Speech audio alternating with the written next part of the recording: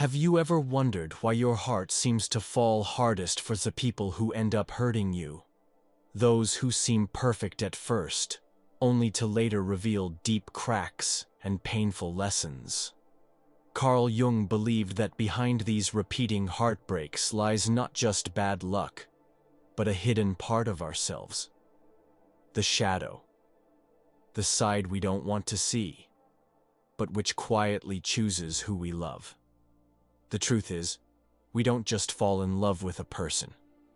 We fall in love with our own missing pieces, reflected back to us like a mirror. The shadow is everything we reject in ourselves: anger, fear, neediness, vulnerability. As children, we quickly learn what earns approval and what brings rejection. So we split ourselves. We show the world the parts that seem good and acceptable, while hiding the rest. We smile when we want to cry. We act strong when we feel broken. We become what we think we should be. But nothing truly disappears. The rejected parts of us, the shadow, go underground.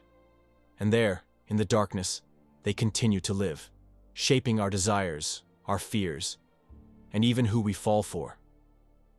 When we meet someone, it's not just a surface connection. Something deeper happens. We are drawn, often uncontrollably, to the people who carry what we have lost or denied in ourselves.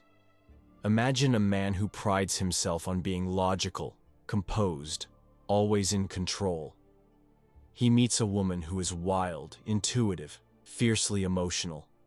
He feels alive around her, as if she awakens a part of him long buried. But as time passes, what once thrilled him now threatens him. Her emotional storms, once magnetic, now feel dangerous. He pulls away, blaming her, not realizing he is running from his own disowned emotional life. Jung called this phenomenon projection. We don't fall for people. We fall for the parts of ourselves we long to reclaim. We see in others what we refuse to see in ourselves. And because it's unconscious, it feels magical, destined. But eventually, reality knocks on the door. The person cannot carry our projections forever. Their flaws, their humanness, their individuality start to show. And it hurts. Not because they betrayed us, but because they never were the fantasy we created in the first place. Take Anna, who grew up being the good girl, polite, obedient, never making trouble. Inside, though, there was a storm, anger at being unseen, a fierce desire to choose her own path. She falls passionately for a rebel, someone who lives by no rules, who fights authority with every breath. At first, she feels free with him, almost reborn. But soon, his chaos triggers her deepest fears. She tries to tame him, to fix him, when all along, it was her own untamed spirit she needed to meet. Or think of Mark, who learned early that vulnerability was dangerous. So he became a fortress, silent, impenetrable. Then he meets Lisa, radiant, open-hearted, fearless in her tenderness. Being with her feels like standing in sunlight after a lifetime underground. But vulnerability terrifies him. He withdraws, telling himself she is too much, never realizing that she simply mirrors the parts of himself he abandoned long ago. The only way out is through awareness.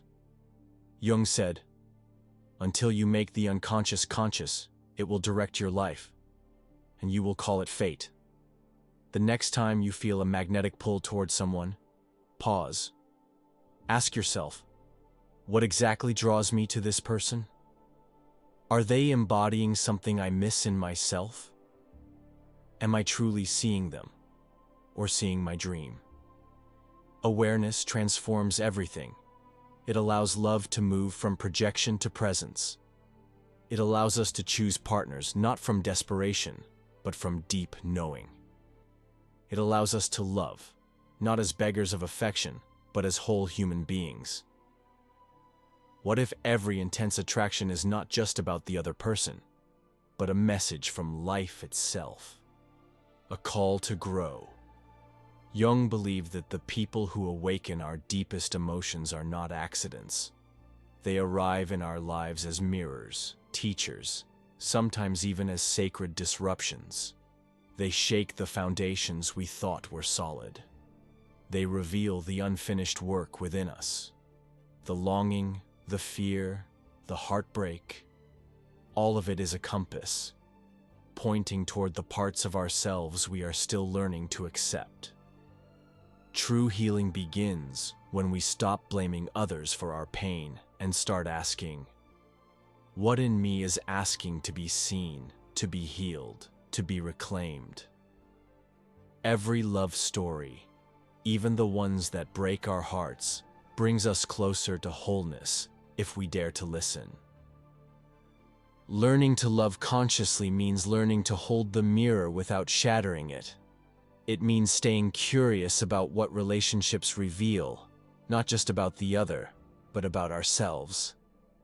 When we are triggered, instead of pointing the finger outward, we ask, what is this showing me about my own wounds? When we are deeply moved, we wonder, what beauty within me is being awakened? It's tempting to think that if a relationship feels painful, it's simply wrong.